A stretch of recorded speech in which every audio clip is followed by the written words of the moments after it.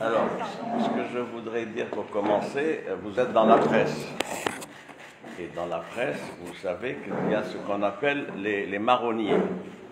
C'est quoi les marronniers? C'est des sujets qui reviennent périodiquement.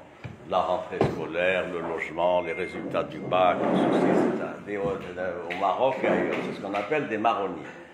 Nous sommes dans une situation où il y a un marronnier qui revient tous les 3 mois, tous les 6 mois, avec un agenda particulier lié à des conjonctures sur lesquelles je vais revenir.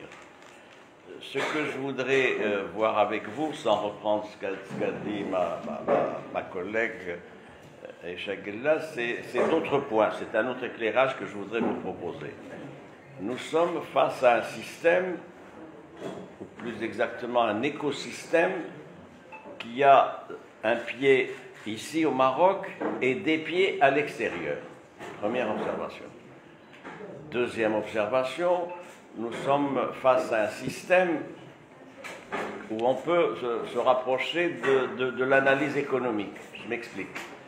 Nous avons un système de production locale, animé par un certain nombre d'associations qui ont été citées, sur lesquelles je me place. C'est un système qui fabrique un produit.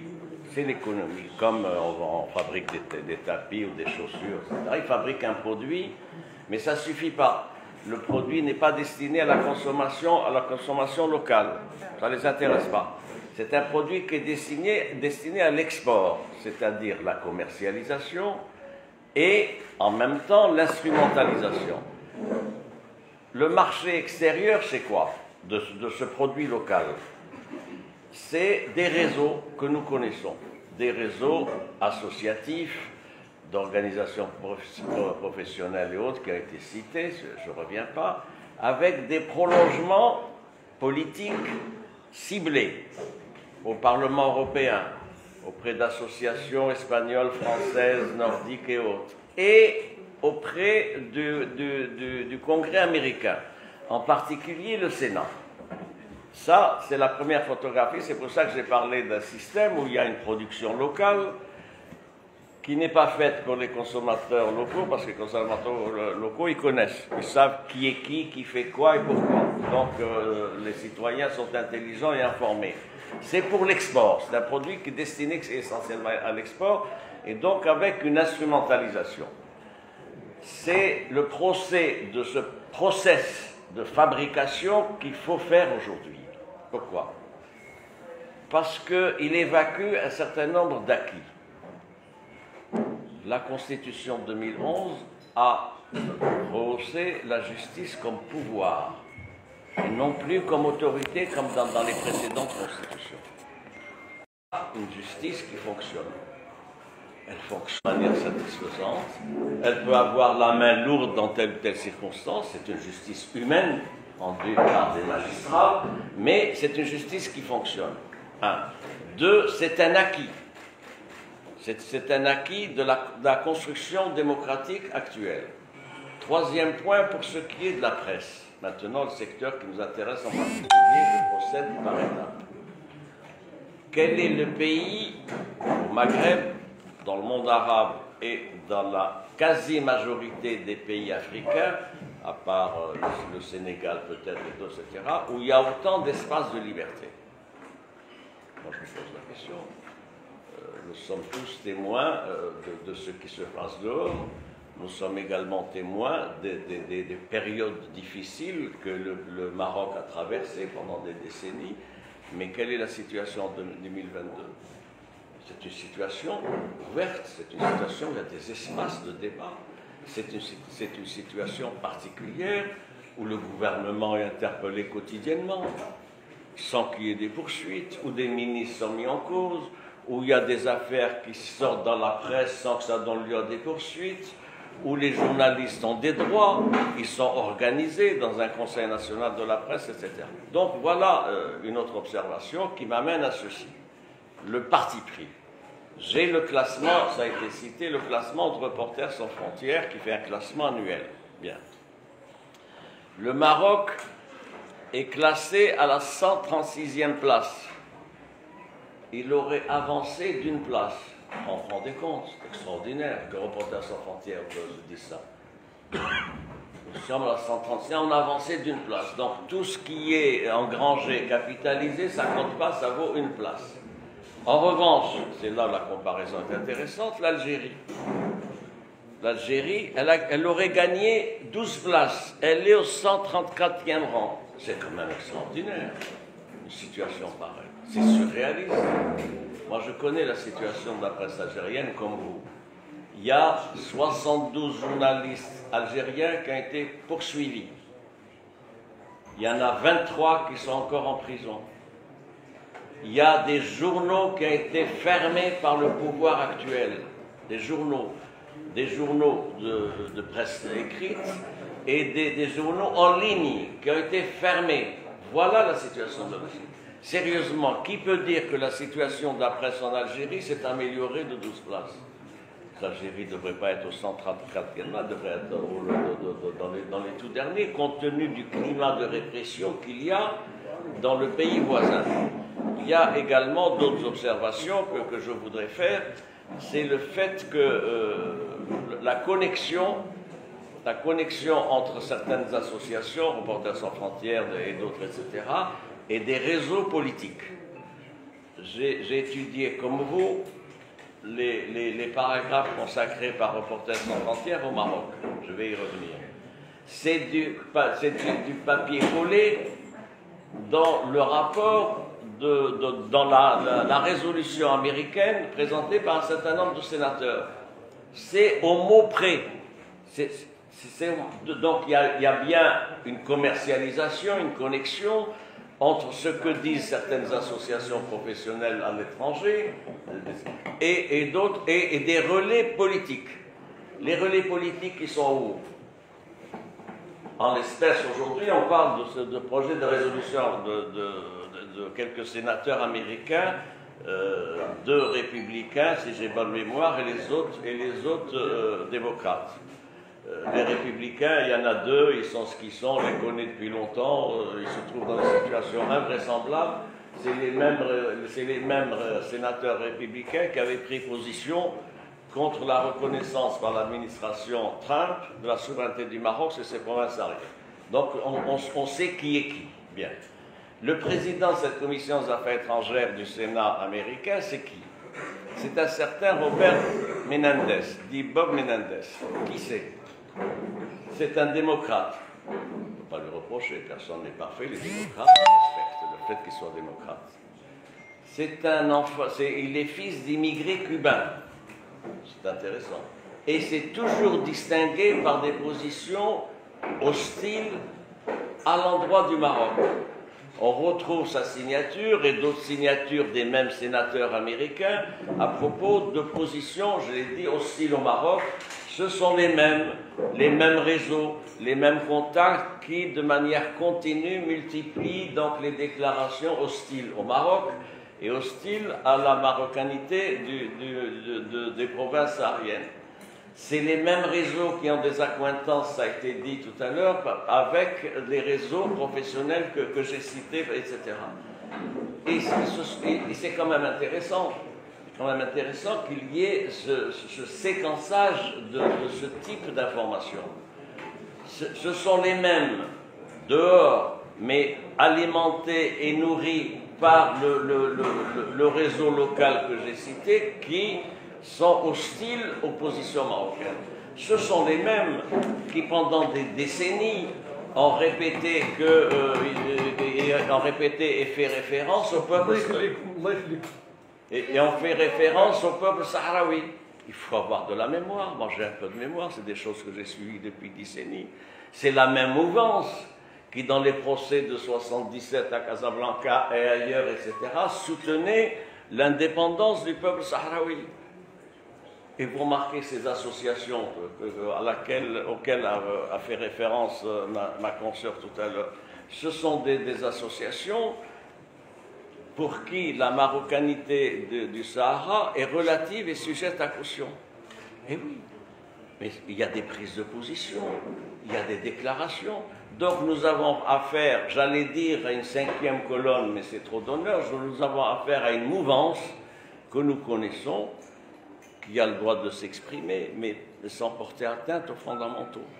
Parce que s'il y a quelque chose de fondamental et de ligne rouge, c'est bien des fondamentaux, parmi lesquels l'islam, la monarchie, l'intégrité territoriale, l'unité nationale. Ça, c'est le bloc qui n'est pas négociable, c'est le bloc d'adhésion de tous les Marocains.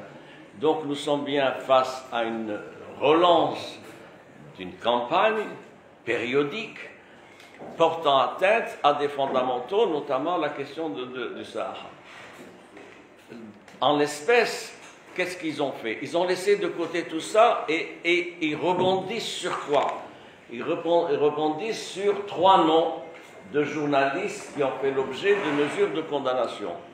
Je ne peux pas me prononcer sur les condamnations parce que elles ont autorité de chose jugée et je suis professeur de droit et avocat, je suis astreint à une obligation de réserve. Que la justice ait eu la main lourde, je le pense. Je le pense, je l'ai dit, je le dis. Mais la justice a fonctionné. Toutes les voies de recours ont été utilisées. C'est des procès que nous avons suivis de chacun à sa manière, etc. Avec tous les incidents de procédure des avocats de la défense, la multiplication des provocations, les atteintes au respect dû aux magistrats, ça a été dit quand même, il faut le rappeler, mais toutes les voies de recours et toutes les procédures ont été utilisées. Donc il y a quelque chose qui pose problème, c'est-à-dire qu'il y a maintenant une focalisation et une cristallisation de leur discours d'avant sur la situation de 3 journalistes qui ont fait l'objet de condamnation. Ces 3 journalistes ont été poursuivis sur quoi? Pour quel motif ils ont été poursuivis? Non pas pour des atteintes, parce qu'ils n'avaient pas respecté les droits, l'indépendance de la justice, etc. Ils ont été poursuivis sur des faits délictueux ou criminels prévus par le code pénal, avec le respect des procédures prévues par la loi à cet effet, c'est-à-dire la procédure pénale. Il s'agit donc d'affaires intéressant des violences faites aux femmes pour 2 cas d'entre eux. Le 3e cas est un cas différent. C'est un cas de détournement de fonds publics. Eh oui, le détournement de fonds publics. Personne ne le dit dans les communiqués des associations professionnelles. Il y a un condamné, je ne donnerai pas son nom, qui a été poursuivi pour réception d'argent étranger, notamment américain et autres, c'est des millions de dirhams. C'est pas... Ce n'est pas un journaliste. Ouais, non, j'y venais. Donc c'est une affaire crapuleuse. Eh oui, il faut rappeler tout ça.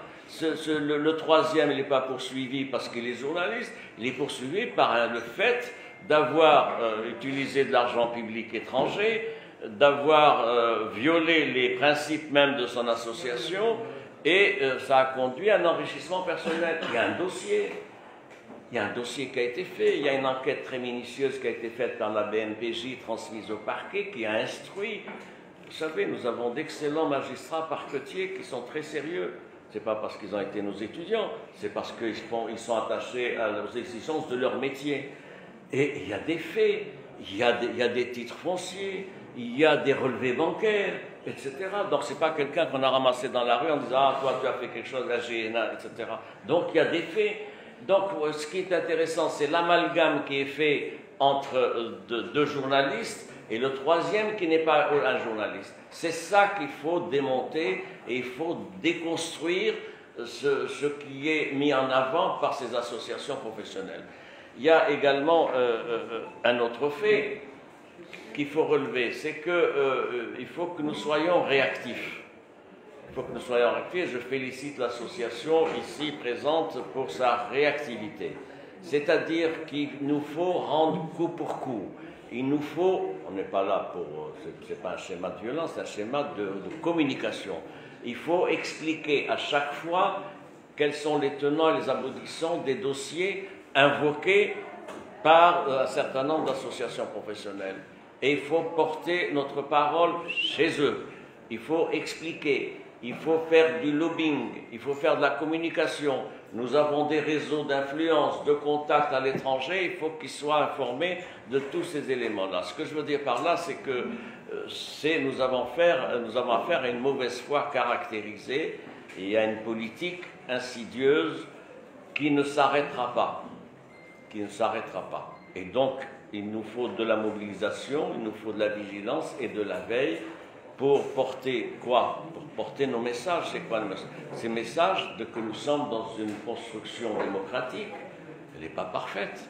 Il y a des avancées, il y a des problèmes, il y a des reculs, mais il y a une dynamique qui est en marche. C'est ça qui est important. C'est d'ailleurs salué à l'international. C'est salué aussi bien par l'Union européenne que même les Américains et d'autres, etc. Il n'y a que ces petits réseaux activistes qui disposent de moyens de communication, qui disposent de relais et qui se présentent en voulant nous terroriser. C'est-à-dire que pour eux, nous n'avons pas droit à la parole. C'est eux qui sont dépositaires de la vérité, et donc pour eux, ce qu'on peut dire n'est pas recevable. Alors, bien au contraire, il faut qu'on aille plus loin en faisant une opération de déconstruction de leur argumentaire, point par point. Ça a été fait par l'association, dossier par dossier, et en disant où nous en sommes, ce que nous voulons et ce que nous voulons faire. Il faut leur dire, pour finir ceci, nous avons une ambition, qui est une ambition de règne, une ambition d'un projet de société, c'est-à-dire quoi? C'est un Maroc démocratique, c'est un Maroc de l'état de droit, c'est un Maroc des libertés, c'est un Maroc donc avec une nouvelle citoyenneté qui doit être confortée et consolidée. Ils sont en dehors de notre champ, mais pour autant on ne les laissera pas tranquilles, on continuera à les interpeller point par point, pas à pas, pour mettre à nu ce qu'ils sont en vérité, c'est-à-dire des officines. Ce sont des officines liées à des réseaux que nous connaissons, qui n'ont d'autre but finalement que de porter atteinte à l'image du Maroc, aux principes consacrés par la Constitution, et qui veulent simplement continuer ceci. J'ajoute un dernier point, c'est un fonds de commerce. J'ai parlé tout à l'heure d'un schéma économique, production, commercialisation, c'est un fonds de commerce. Ces associations ont une rente, nous sommes dans un schéma de rente. Alors il y a ceux qui ont des rentes, des carrières de sable, des agréments de taxi, tout ça, etc., ou des rentes politiques. Ils sont parlementaires plusieurs décennies, ils mettent leurs enfants, tout ça, etc. C'est des choses sur lesquelles je ne reviens pas. Mais nous sommes aussi dans un schéma de rente, c'est-à-dire de gestion d'un fonds de commerce. Et pour eux, ce fonds de commerce doit être fructifié comment? En redoublant d'hostilité à l'endroit du Maroc. Il faut qu'ils sachent que nous serons toujours présents face à eux et contre eux. Je vous remercie.